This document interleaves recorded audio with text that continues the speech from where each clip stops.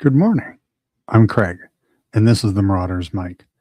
This morning I'm going to read chapter 36, The Parting of Ways, from Harry Potter Book 4, The Goblet of Fire. Along the way, I'm going to stop and call out anything I see that relates to social dynamics or trauma or constraints or anything at all. It can be a little intense, so take it at your own pace. And I'll stop and pause and address viewer comments as we go. So if you'd like to participate, please do. That being said, good morning and thanks for joining us. Let's begin. Dumbledore stood up. He stared down at Barty Crouch for a moment with disgust on his face. Then he raised his wand once more, and ropes flew out of it. Ropes which twisted themselves around Barty Crouch, binding him tightly. He turned to Professor McGonagall.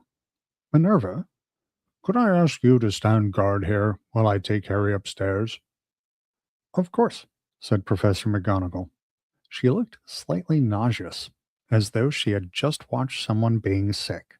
However, when she drew out her wand and pointed it at Barty Crouch, her hand was quite steady. Severus, Dumbledore turned to Snape, please tell Madame Pomfrey to come down here. We need to get Alistair Moody in the hospital wing.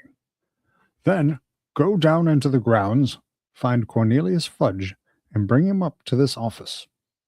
He will undoubtedly want to question Crouch himself. Tell him I will be in the hospital wing in half an hour's time if he needs me. Snape nodded silently and swept out of the room. Harry, Dumbledore said gently. Harry got up and swayed again. The pain in his leg, which he had not noticed all the time he had listened to Crouch, now returned in full measure. Interesting. He also realized that he was shaking. Dumbledore gripped his arm and helped him out into the dark corridor. I want you to come up to my office first, Harry, he said quietly, as they headed up this passageway. Sirius is waiting for us there. Harry nodded. A kind of numbness and a sense of complete unreality were upon him. But he did not care. He was even glad of it. He didn't want to have to think about anything that had happened since he had first touched the Triwizard Cup. Okay. That's not a throwaway sentence. He didn't want to have to examine the memories, fresh and sharp as photographs, which kept flashing across his mind. Mad-Eye Moody inside the trunk. Wormtail slumped on the ground, cradling his stump of an arm. Voldemort rising from the steaming cauldron. Cedric dead. Cedric asking to be returned to his parents. Professor, Harry mumbled, where are Mr. and Mrs. Diggory? They are with Professor Sprout, said Dumbledore. His voice, which had been so calm throughout the interrogation of Barty Crouch, shook very slightly for the first time. She was head of Cedric's house and knew him best. They had reached the stone gargoyle.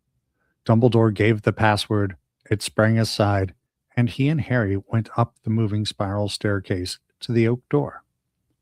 Dumbledore pushed it open. Sirius was standing there. His face was white and gaunt as it had been when he had escaped Azkaban. In one swift moment he had crossed the room. Harry, are you all right? I knew it. I knew something like this. What happened? His hands shook as he helped Harry into a chair in front of the desk. What happened? He asked, more urgently. Dumbledore began to tell Sirius everything Barty Crouch had said. Harry was only half listening. So tired, every bone in his body was aching, he wanted nothing more than to sit here, undisturbed, for hours and hours until he fell asleep and didn't have to think or feel anymore. All right, that sounds like a post adrenaline crash. I definitely have pictures of a whole courtyard of sleeping soldiers right after a mission for exactly that sort of reason. There was a soft rush of wings. Thank you. Fox the Phoenix had left his perch, flown across the office, and landed on Harry's knee. "Lo, Fox," said Harry quietly. He stroked the phoenix's beautiful scarlet and gold plumage. Fox blinked peacefully up at him. There was something comforting about his warm weight. Dumbledore had stopped talking. He sat down opposite Harry, behind his desk. He was looking at Harry, who avoided his eyes. Dumbledore was going to question him.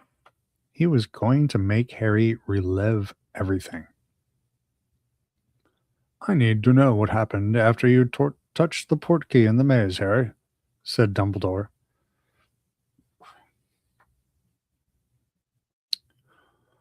"We can leave that till morning, can't we, Dumbledore?" said Sirius harshly.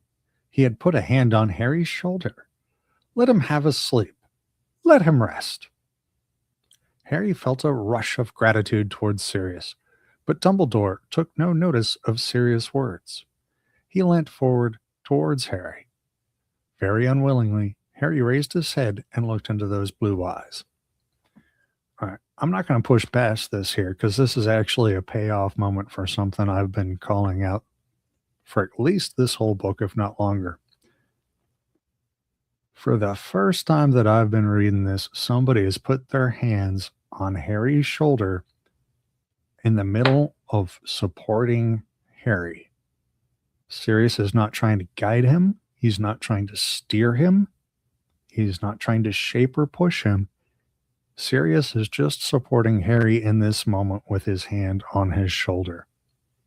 He is advocating. And that's something new.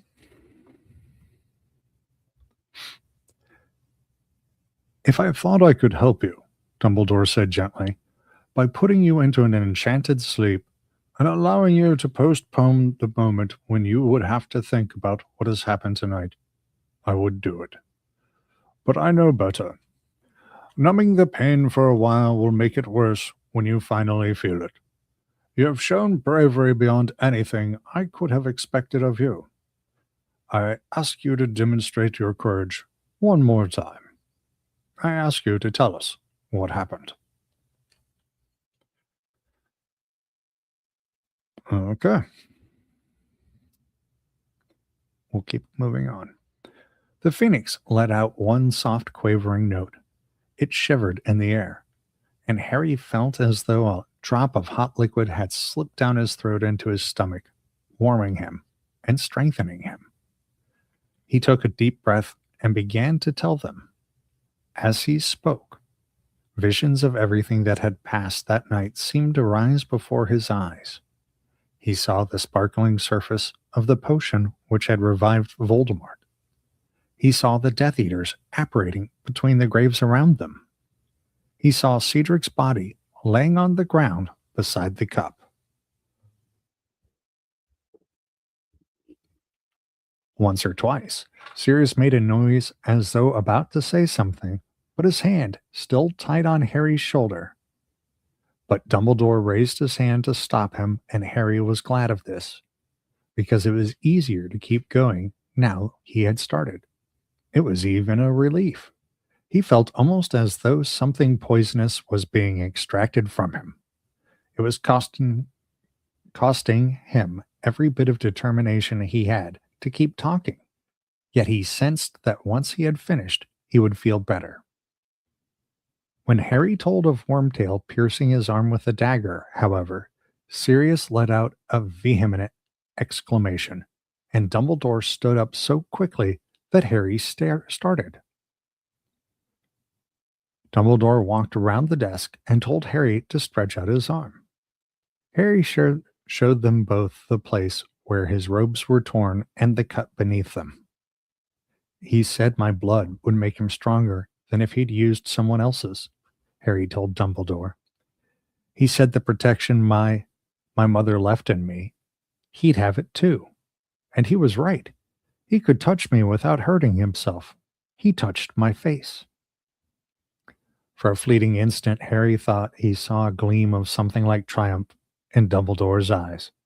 But the next second, Harry was sure he had imagined it, for when Dumbledore had returned to his seat behind the desk, he looked as old and weary as Harry had ever seen him.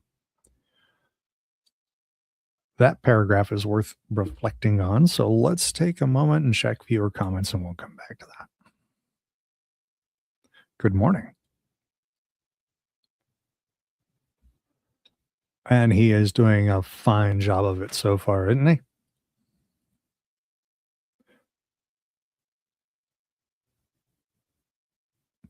He sure is. Now that paragraph that we were just at, though, let's look at that because let's assume that Harry's reading this situation 100% correctly. Harry thought he saw a gleam of something like triumph in Dumbledore's eyes, but the next second Harry was sure he had imagined it, for when Dumbledore had returned to his seat behind the desk, he looked as old and weary as Harry had ever seen him. Cool. I'm not going to blow that apart right now. I think I'm going to save that for the chapter summary. This is building, so I don't want to chop this into pieces. But yeah, there's a lot going on in this chapter already.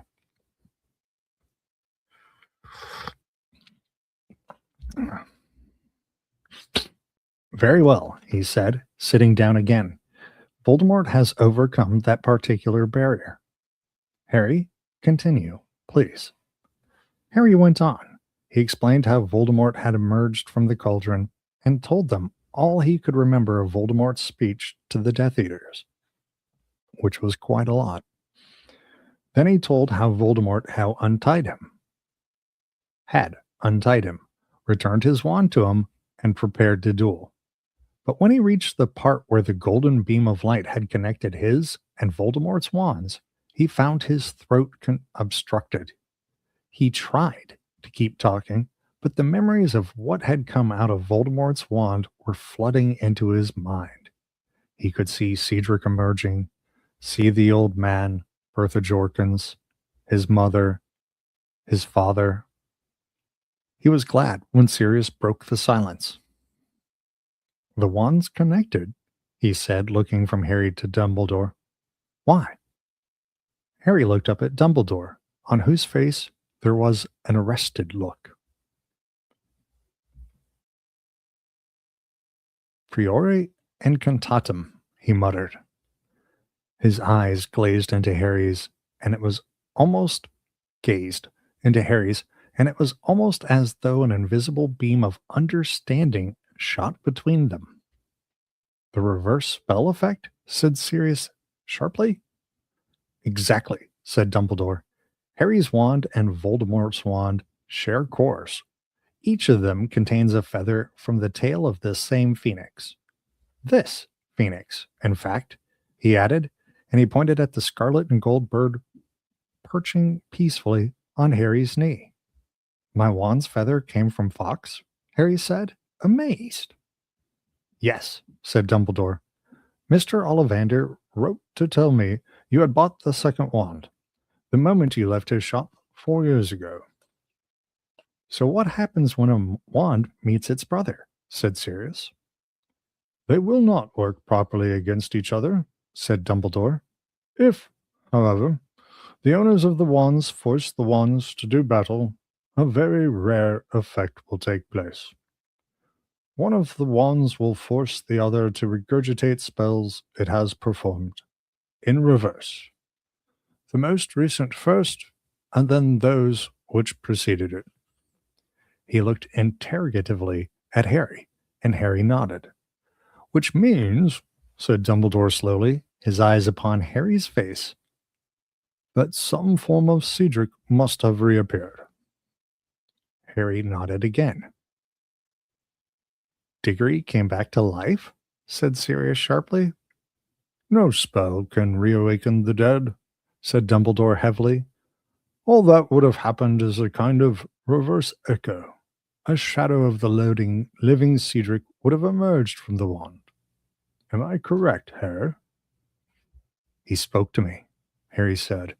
He was suddenly shaking again. The the ghost Cedric, or whatever he was, spoke. An echo, said Dumbledore, which retained Cedric's appearance and character. I am guessing other such forms appeared less recent victims of Voldemort's wand. An old man, Harry said, his throat still constricted. Bertha Jorkins and your parents, said Dumbledore quietly. Yes, said Harry. Sirius's grip on Harry's shoulder was now so tight it was painful. Sometimes squeezing harder is not loving more. The last murders the wand performed, said Dumbledore, nodding. In reverse order. More would have appeared, of course, had you maintained the connection. Very well, Harry. These echoes, these shadows, what did they do? Harry described how the figures which had emerged from the wand had prowled the edges of the golden web, how Voldemort had seemed to fear them, how the shadow of Harry's father had told him what to do, how Cedric's had made its final request. At this point, Harry found he could not continue. He looked around at Sirius, saw that he had his face in his hands. Harry suddenly became aware that Fox had left his knee. The phoenix had fluttered to the floor. It was resting its beautiful head against Harry's injured leg, and thick, pearly tears were falling from its eyes onto the wound left by the spider. The pain vanished. The skin mended. His leg was repaired. All right, let's take a pause here.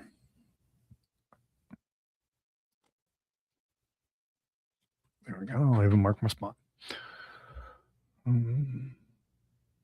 Ah, well, I have no idea what was discussed in the fandom, but I would say, for me, that sounds like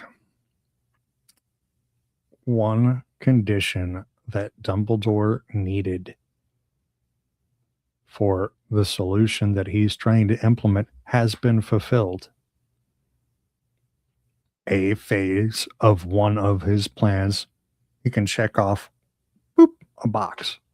All right, that thing's done. Because that sort of implies, I think, I don't know how this goes, but I would sort of take it to mean that if Voldemort can touch Harry, now Voldemort is now touchable. And then, though the weariness returning is him considering the task not only ahead of him, but what he's going to require from other people to possibly fulfill that end. So he's partially excited because, yay, a way has been opened. And then he's immediately sort of weighed down by the counting the cost. That's sort of my take on it there. So far, really, what we have is a very thinly veiled allegory for post-crisis counseling or therapy or support. Unfortunately, pressuring people to relive things is not great, but we can understand Dumbledore's motives here because he is also performing in the role of an investigator. So he is trying to be a very gentle police investigator, and he is not trying to be a therapist in this moment, but he is being as kind as he probably can be while he's trying to get this difficult stuff out of Harry without hurting him further. Let me get another sip and catch. Oh, yeah. I didn't even finish the comments. Sorry. Fox was supporting Harry in the graveyard. Hmm.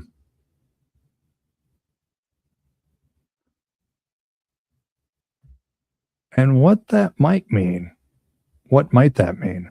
That the owner or the creator of both wand cores, Voldemort's and Harry's, shows up and clearly supports one over the other. That's interesting. Nobody likes Voldemort.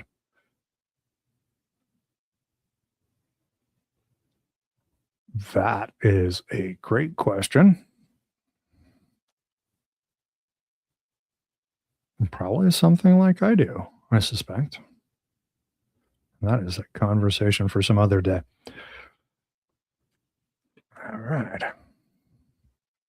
Back to the book.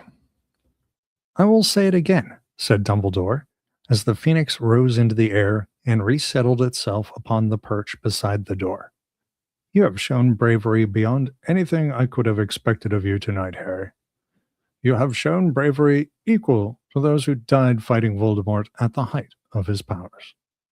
You have shouldered a grown wizard's burden and found yourself equal to it, and you have now given us all that we have a right to expect. You will come out with me to the hospital wing. I do not want you returning to the dormitory tonight. A sleeping potion and some peace. Sirius, would you like to stay with him? Sirius nodded and stood up. He transformed back into a great black dog and walked with Harry and Dumbledore out of the office, accompanying them down a flight of stairs to the hospital wing. When Dumbledore pushed open the door, Harry saw Mrs. Weasley, Bill, Ron, and Hermione grouped around a harassed-looking Madame Pomfrey. They appeared to be demanding to know where Harry was and what had happened to him. All of them whipped around as Harry, Dumbledore, and the black dog entered, and Mrs. Weasley let out a kind of muffled scream. Harry!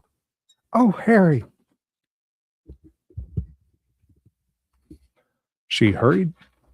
Come on. She started to hurry towards him, but Dumbledore moved between them. Molly, he said, holding up a hand, please listen to me for a moment.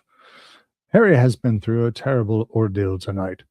He has just had to relive it for me. What he needs now is sleep and peace and quiet. If he would like you all to stay with him, he added, looking around at Ron, Hermione, and Bill too. You may do so, but I do not want you questioning him until he is ready to answer, and certainly not this evening. Nicely done. Mrs. Weasley nodded. She was very white. She rounded on Ron, Hermione, and Bill as though they were being noisy and hissed. Did you hear? He needs quiet. Headmaster, said Madame Pomfrey, staring at the great black dog that was Sirius. May I ask what? Let's not forget what Molly just did there. This dog will be remaining with Harry for a while, said Dumbledore simply. I assure you, he is extremely well trained. Harry, I will wait while you get into bed.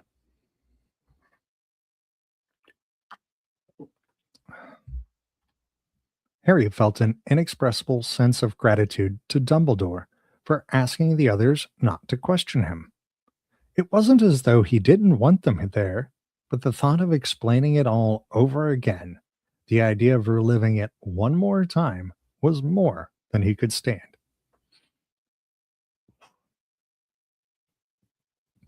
I will be back to see you as soon as I've met with Fudge, Harry, said Dumbledore. I would like you to remain here tomorrow until I have spoken to the school. He left. As Madame Pomfrey led Harry to a nearby bed, he caught sight of the real Moody laying motionless in a bed at the far end of the room. His wooden leg and magical eye were laying on the bedside table. Is he okay? Harry asked. He'll be fine, said Madame Pomfrey, giving Harry some pajamas and pulling screens around him. He took off his robes, pulled on the pajamas, and got into bed. Ron, Hermione, Bill, Mrs. Weasley, and the black dog came around the screen and settled themselves in chairs on either side of him. Ron and Hermione were looking at him most cautiously, as though scared of him. "It's all right," he told them. "I'm just tired." Mrs. Weasley's eyes filled with tears as she smoothed his bed covers unnecessarily. Madame Pomfrey, who had bustled off to her office, returned holding a goblet and a small bottle of some purple potion. "You'll need to drink all of this, Harry," she said. "It's a potion for dreamless sleep." Harry took the goblet and drank a few mouthfuls. He felt himself becoming drowsy at once. Everything around him became hazy. The lamps around the hospital wing seemed to be winking at him in a friendly way through the screen around his bed. His body felt as though it was sinking deeper into the warmth of the feather mattress. Before he could finish the potion, before he could say another word, his exhaustion had carried him off to sleep. Perfect. Well-deserved and well-needed sleep. Let's check those comments. Yeah, absolutely. Absolutely. Yeah. I'm going to stick with my original assessment. That was very much like the immediate after event of a crisis event. Yeah, it was like crisis first response. But we got Harry to sleep, and long-term stability is a concern for a different day. We're out of the moment, and he's doing what he needs to be doing now. Yeah, that is the first magical thing that we've had to deal with that sounds pleasant, huh? None of the transportation methods or potions or curses or hexes sound really all that fun so far, but that sleeping potion, I'd buy that from the pharmacy for sure. And back to the text. Harry woke up so warm, so very sleepy that he didn't open his eyes, wanting to drop off again. The room was still dimly lit. He was sure it was still nighttime and had a feeling that he couldn't have been asleep very long. Then he heard whispering around him. They'll wake him if they don't shut up. What are they shouting about? Nothing else could have happened, can it? Harry opened his eyes blearily. Someone had removed his glasses. He could see the funny, fuzzy outlines of Mrs. Weasley and Bill close by. Mrs. Weasley was on her feet. "That's Fudge's voice," she whispered, "and that's Minerva McGonagall's, isn't it? But what are they arguing about?" Now Harry could hear them too. People shouting and running towards the hospital wing.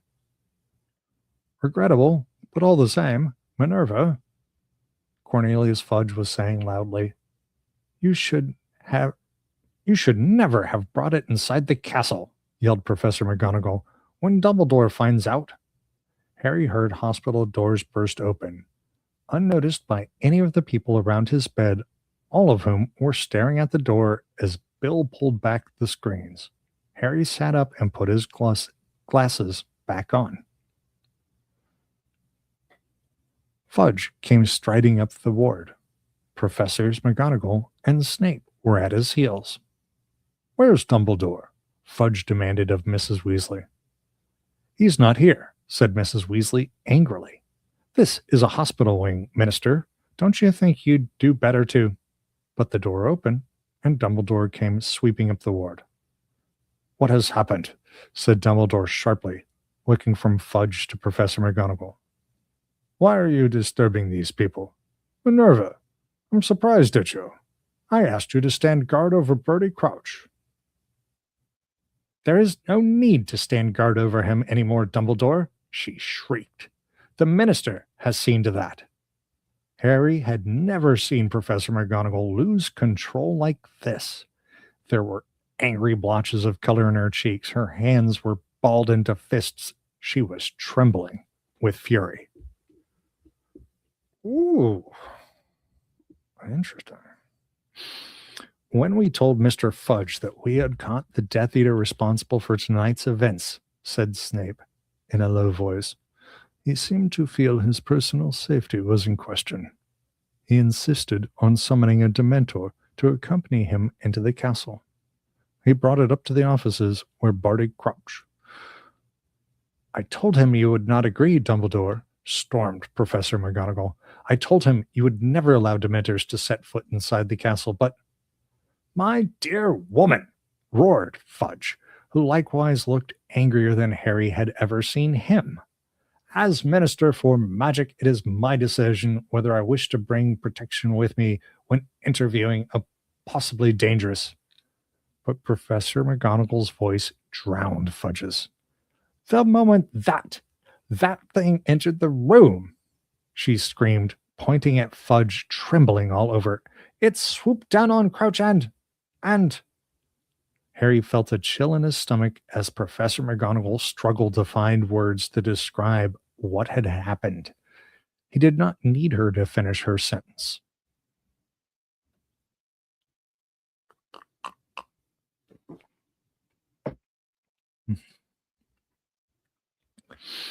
He did not need her to finish her sentence. He knew what the Dementor must have done. It must have administered its fatal kiss to Barty Crouch. It had sucked his soul out through his mouth. He was worse than dead. By all accounts, he is no loss, blustered Fudge. It seems he has been responsible for several deaths. But he cannot now give testimony, Cornelius, said Dumbledore. He was staring hard at Fudge, as though seeing him plainly for the first time. He cannot give evidence about why he killed those people. Why he killed them? Well, that's no mystery, is it? Blustered Fudge. He was a raving lunatic. From what Minerva and Severus have told me, he seems to have thought he was doing it all on you-know-whose instructions. Lord Voldemort was giving him instructions, Cornelius, Dumbledore said. Those people's deaths were mere byproducts of a plan to restore Voldemort to full strength again. The plan succeeded. Voldemort has been restored to his body.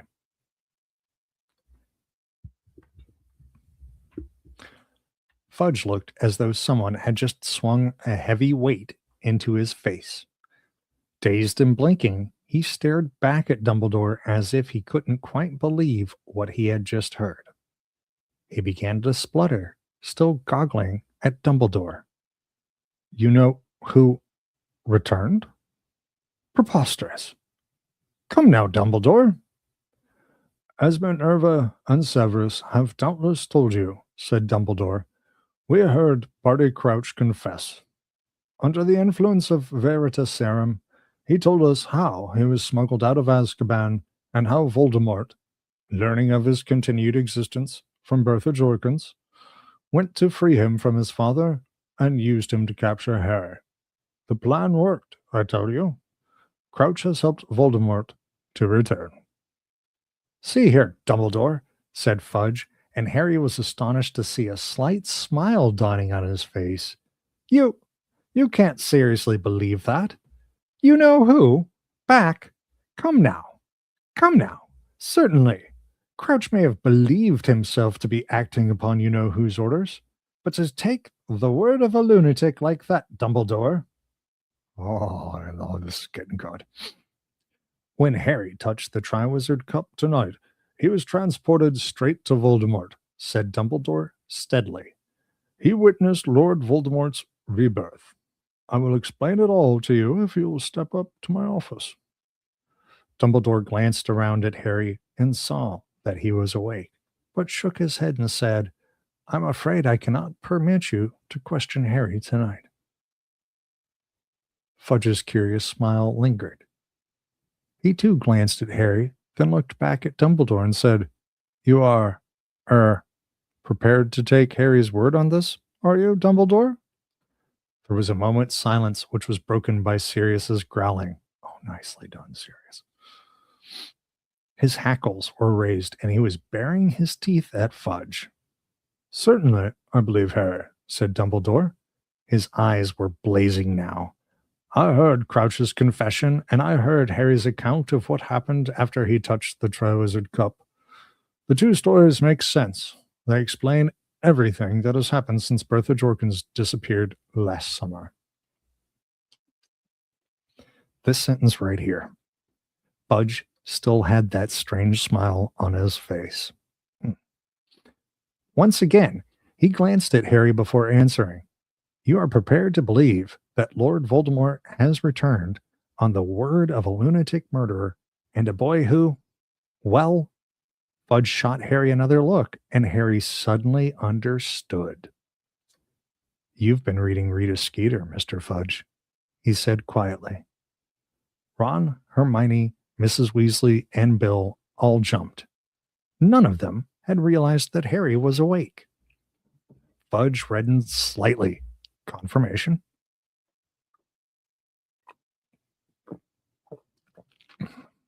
But a defiant and obstinate look came over his face. Okay, that says it all. He has, and he's going to be a butt about it. And if I have, he said, looking at Dumbledore, if I have discovered that you've been keeping certain facts about the boy very quiet, a parcel mouth, eh? And having funny turns all over the place, I assume that you're referring to the pains Harry has been experiencing in his scar, said Dumbledore coolly. You admit that he has been having those pains then, said Fudge quickly. Headaches, nightmares, possibly hallucinations? Listen to me, Cornelius, said Fudge, taking a step towards Fudge, said Dumbledore, taking a step towards Fudge, and once again he seemed to radiate that indefinable sense of power that Harry had felt after Dumbledore had stunned young Crouch. He's doing that looming trick. It's the same one that Gandalf does when Bilbo accuses him of being a thief. Harry is as sane as you or I. That scar upon his forehead has not addled his brains. I believe it hurts him when Lord Voldemort is close by or feeling particularly murderous. Fudge had taken half a step back from Dumbledore, but he looked no less stubborn. You'll forgive me, Dumbledore, but I've never heard of a cursed scar acting as an alarm bell before. Look, I saw Voldemort come back, Harry shouted. He tried to get out of bed again, but Mrs. Weasley forced him back. I saw the Death Eaters. I can give you their names. Lucius Malfoy. Snape made a sudden movement, but as Harry looked at him, Snape's eyes flew back to Fudge. Malfoy was cleared, said Fudge, visibly affronted. A very old family. Donations. To excellent causes. McNair, Harry continued. Also cleared. Now working for the ministry. Avery. Knott. Crabbe. Goyle. You are merely repeating the names of those who were acquitted of being Death Eaters 13 years ago, said Fudge angrily. You could have found those names in old reports of the trials. For heaven's sake, Dumbledore, the boy was full of some crackpot story at the end of last year, too. His tales are getting taller and you're still swallowing them. The boy can talk to snakes, Dumbledore, and you still think he's trustworthy? Oh, yeah. He's definitely on the Skeeter train. Mm-hmm.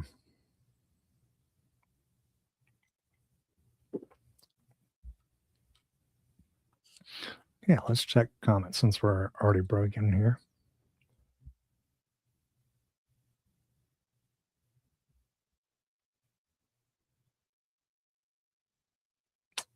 I think you're onto something with the ignorance.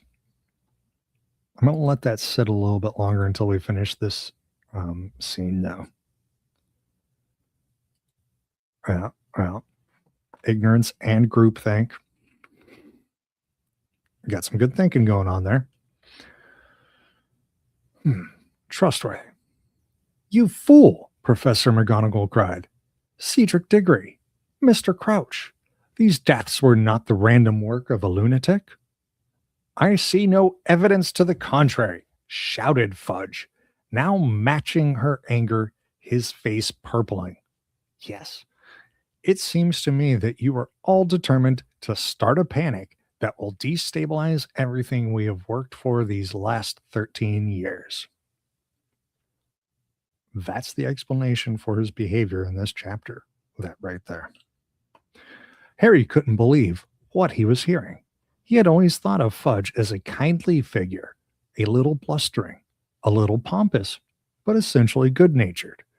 But now a short, angry wizard stood before him, refusing, point blank, to accept the prospect of disruption in his comfortable and ordered world, to believe that Voldemort could have risen. Well, now I don't have anything to explain. It's been explained. Voldemort has returned, Dumbledore repeated. If you accept that fact straight away, Fudge, and take the necessary measures, we may still be able to save the situation. The first and most essential step is to remove Azkaban from the control of the Dementors. Okay, I see his thinking there. Preposterous, shouted Fudge again. Remove the Dementors? I'd be kicked out of office for suggesting it. Half of us only feel safe in our beds at night because we know the Dementors are standing guard at Azkaban. The rest of us sleep less soundly in our beds, Cornelius, knowing that you have put Lord Voldemort's most dangerous supporters in the care of creatures who will join him the instant he asks them, said Dumbledore. They will not remain loyal to you, Fudge. Voldemort can offer them much more scope for their powers and their pleasures than you can. With the Dementors behind him and his old supporters returned to him, you'll be hard-pressed to stop him regaining the sort of power he had 13 years ago. Fudge was opening and closing his mouth as though no words could express his outrage. Correct. The second step you must take, and at once, Dumbledore pressed on, is to send envoys to the giants. Envoys to the giants? Fudge shrieked, finding his tongue again. What madness is this? Extend them the hand of friendship now, before it is too late, said Dumbledore, or Voldemort will persuade them, as he did before, that he alone among wizards will give them their rights and their freedom. You cannot be serious, Fudge gasped, shaking his head and retreating further from Dumbledore. If the magical community got wind that I had approached the giants, people hated them, Dumbledore. End of my career.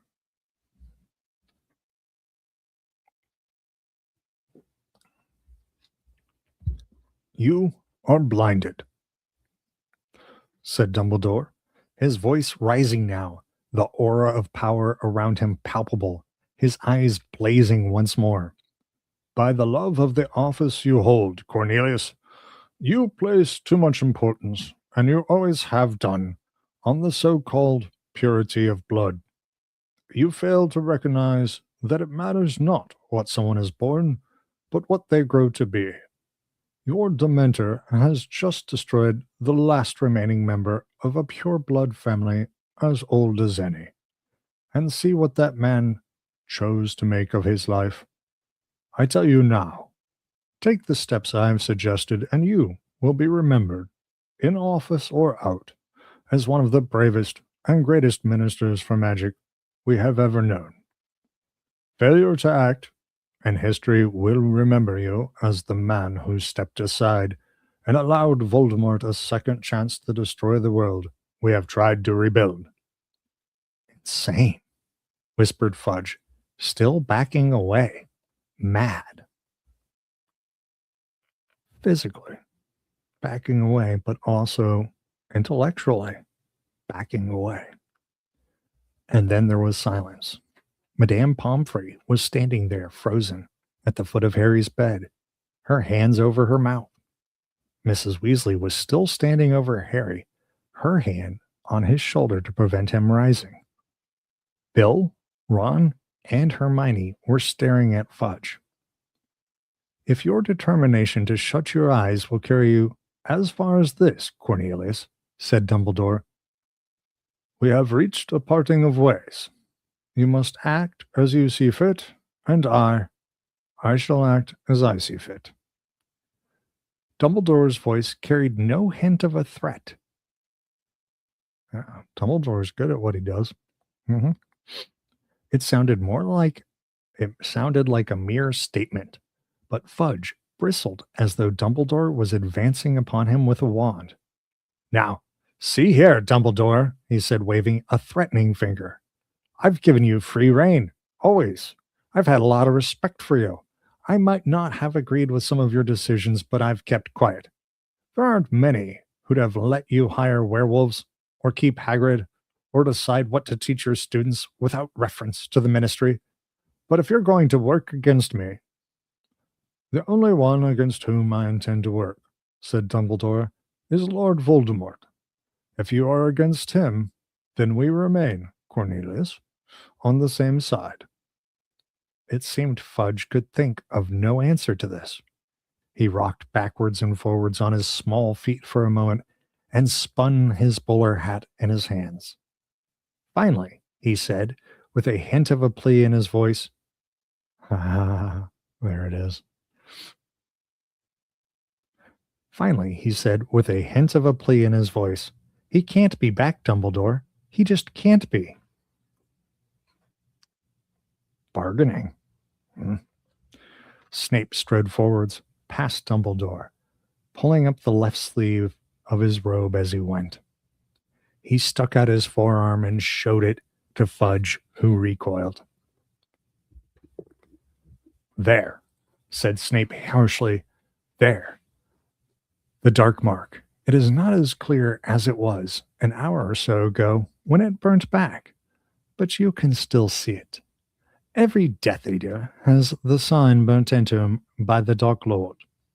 It was a means of distinguishing each other and his means of summoning us to him. When he touched the mark of any Death Eater, we were to disapparate and apparate instantly at his side. This mark has been growing clear all year. Karkaroff's too.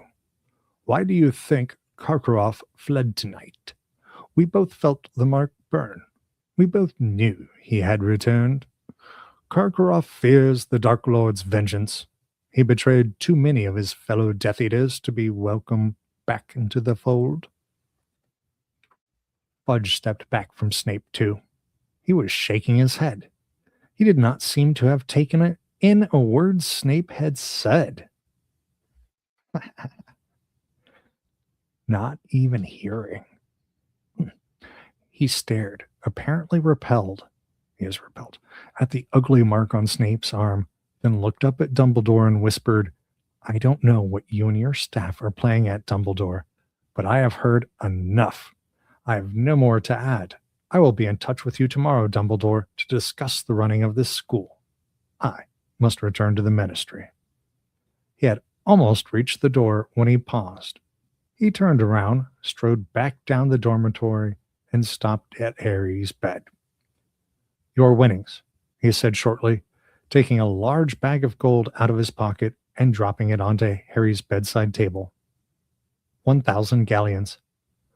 There should have been a presentation ceremony, but in the circumstances, he crammed his bowler hat onto his head and walked out of the room, slamming the door behind him.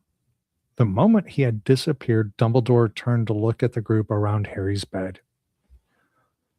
There's work to be done, he said. Molly, am I right in thinking I can count on you and Arthur? Of course you can, said Mrs. Weasley. She was white to the lips, but she looked resolute. He knows what Fudge is. It's Arthur's fondness for muggles that has held him back at the ministry all these years. Fudge think he likes proper wizarding pride. To be clear, we're talking about Fudge being a bigot. Then I need to send a message to him, said Dumbledore. All those that we can persuade of the truth must be notified immediately, and Arthur is well placed to contact those at the ministry who are not as short-sighted as Cornelius.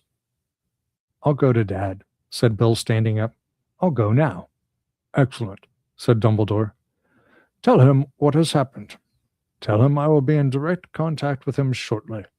He will need to be discreet, however, if Fudge thinks I am interfering at the ministry. Leave it to me, said Bill.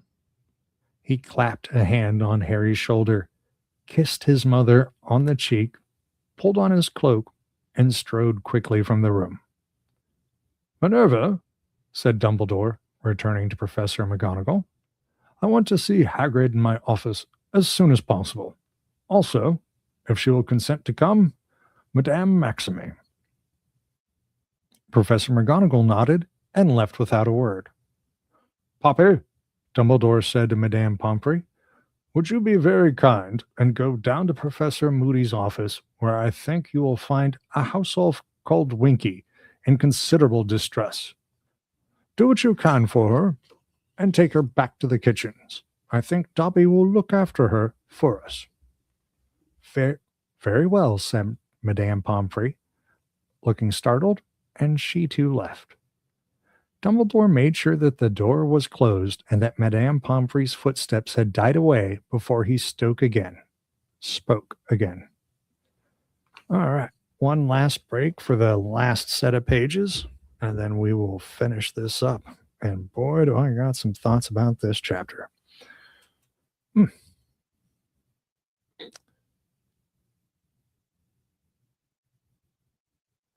Yeah. That is going to be a big part of the chapter close up. And yeah, I don't want to use gaslight because I think we have a slightly different process going on here.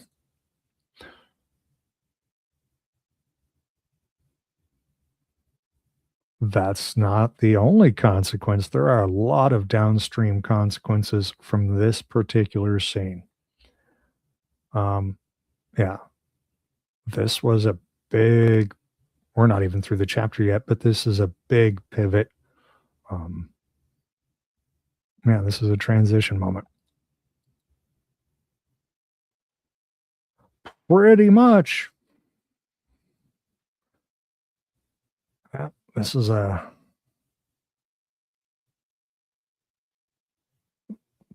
the scene where we start hitting the button and people start sliding down poles and starting to stockpile things in warehouse. This is where it all begins.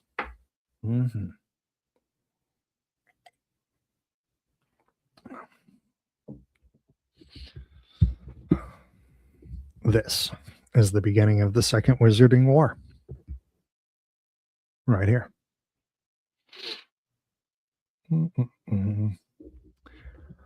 And now, he said, it is time for two of our number to recognize each other for what they are. Sirius, if you could resume your usual form. The big black dog looked up at Dumbledore, then, in an instant, turned back into a man. Mrs. Weasley screamed and leapt back from the bed. Sirius Black, she shrieked, pointing at him. Mom, shut up, Ron yelled. It's okay.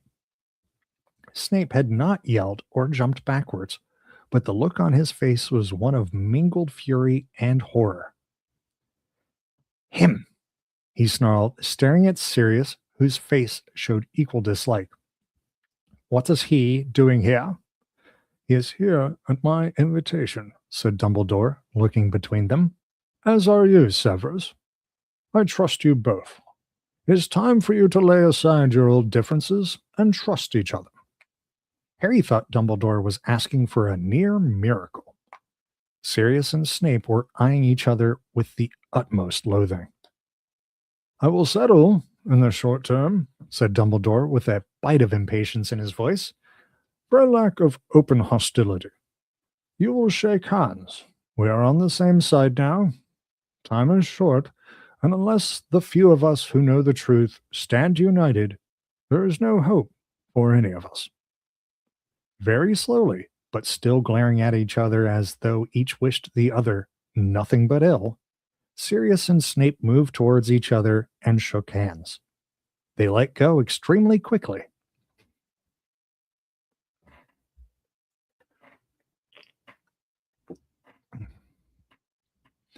That will do to be going on with, said Dumbledore, stepping between them once more.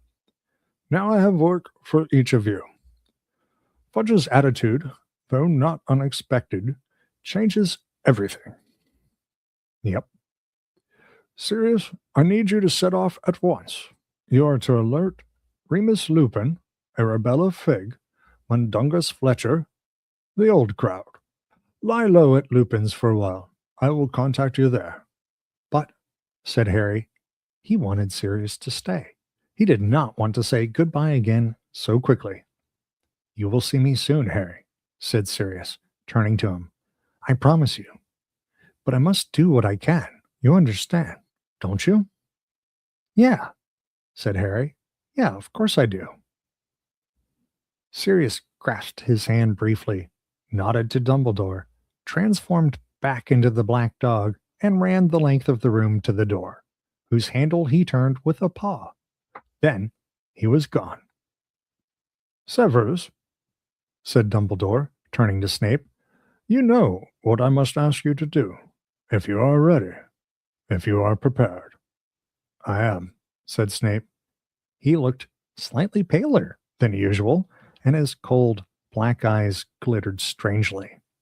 Then, good luck, said Dumbledore, and he watched, with a trace of apprehension on his face, as Snape swept wordlessly after Sirius. Why the apprehension? What have we asked Snape to do? It was several minutes before Dumbledore spoke again. I must go downstairs, he said finally. I must see the Diggories. Harry, take the rest of your potion. I will see all of you later. Harry slumped back against his pillows as Dumbledore disappeared. Hermione, Ron, and Mrs. Weasley were all looking at him. None of them spoke for a very long time. You've got to take the rest of your potion, Harry, Mrs. Weasley said at last. Her hand nudged the sack of gold on his bedside cabinet as she reached for the bottle and the goblet. You have a good long sleep. Try to think about something else for a while. Think about what you're going to buy with your winnings. I don't want that gold, said Harry in an expressionless voice. Huh. You have it. Anyone can have it. I shouldn't have won it. It should have been Cedric's. The thing against which he had been fighting on and off ever since he had come out of the maze was threatening to overpower him. He could feel a burning, prickling feeling in the inner corners of his eyes. He blinked and stared up at the ceiling. It wasn't your fault, Harry, Mrs. Weasley whispered. I told him to take the cup with me, said Harry. Now the burning feeling was in his throat, too. He wished Ron would look away. Mrs. Weasley set the potion down on the bedside cabinet, bent down, and put her arms around Harry. He had no memory of ever being hugged like this, as though by a mother. The full weight of everything he had seen that night seemed to fall in upon him as Mrs. Weasley held him to her.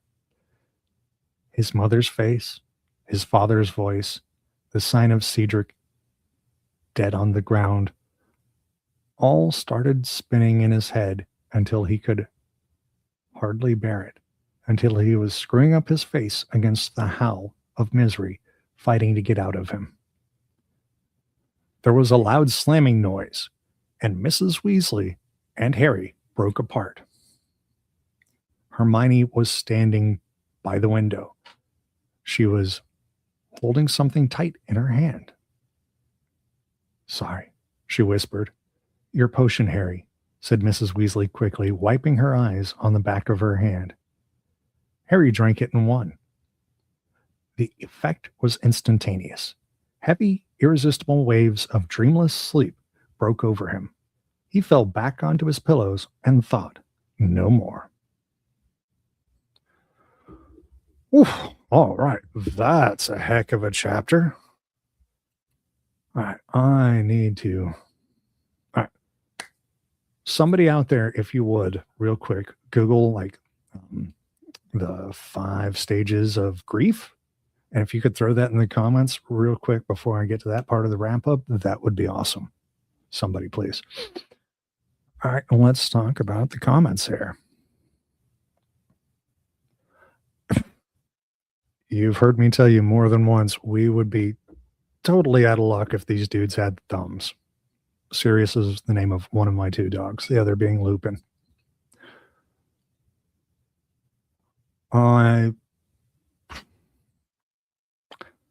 I know I just read that, but I kind of went somewhere else for myself, so I don't think that.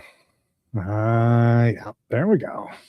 Thank you, Katie. That was well done. All right. Before we get to the main event here, let's look at the women in this scene, because the actions of Molly and Minerva are not nothing.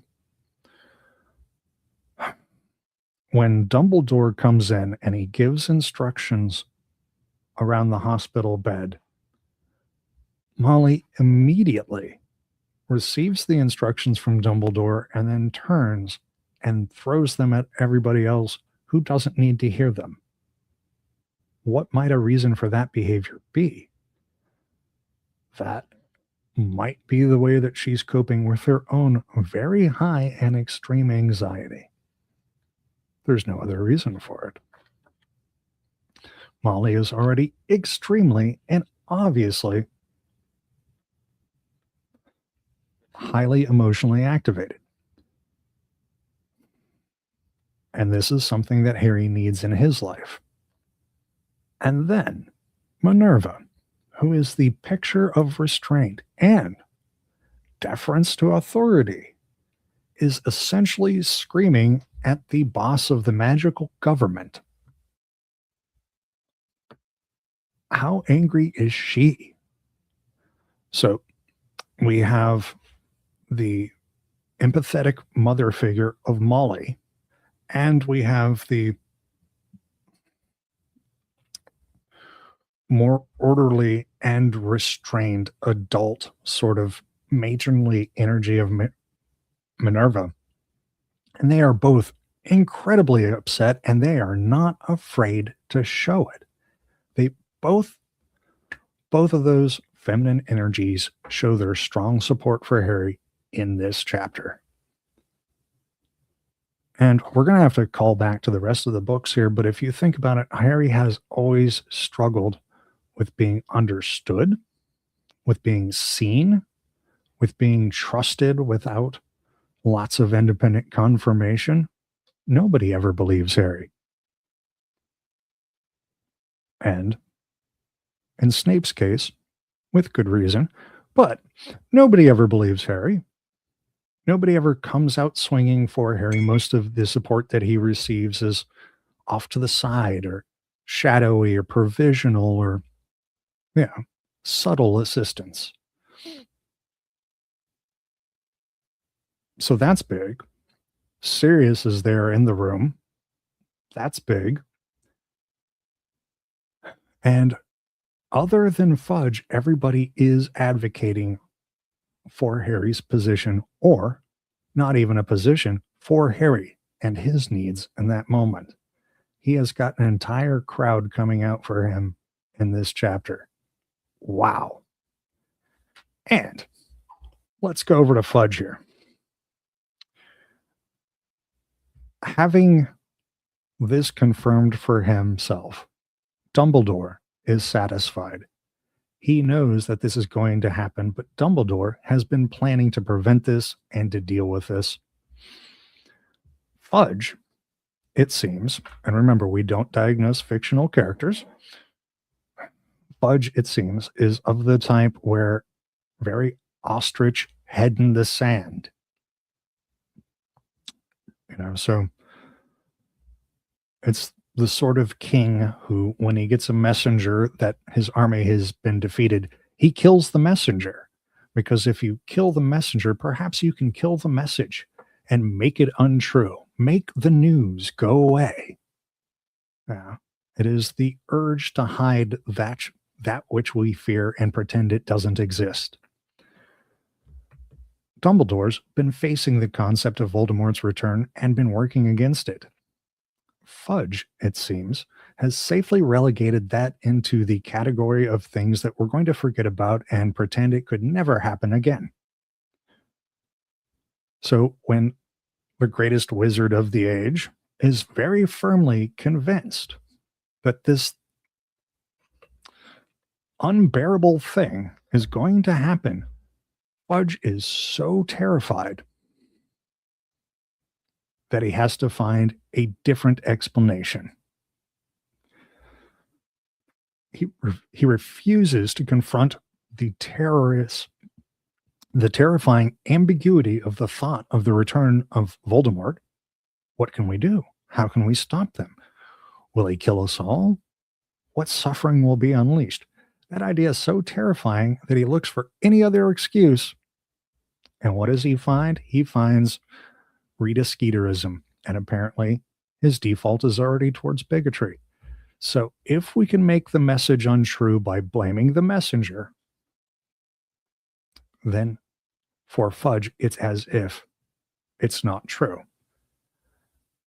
But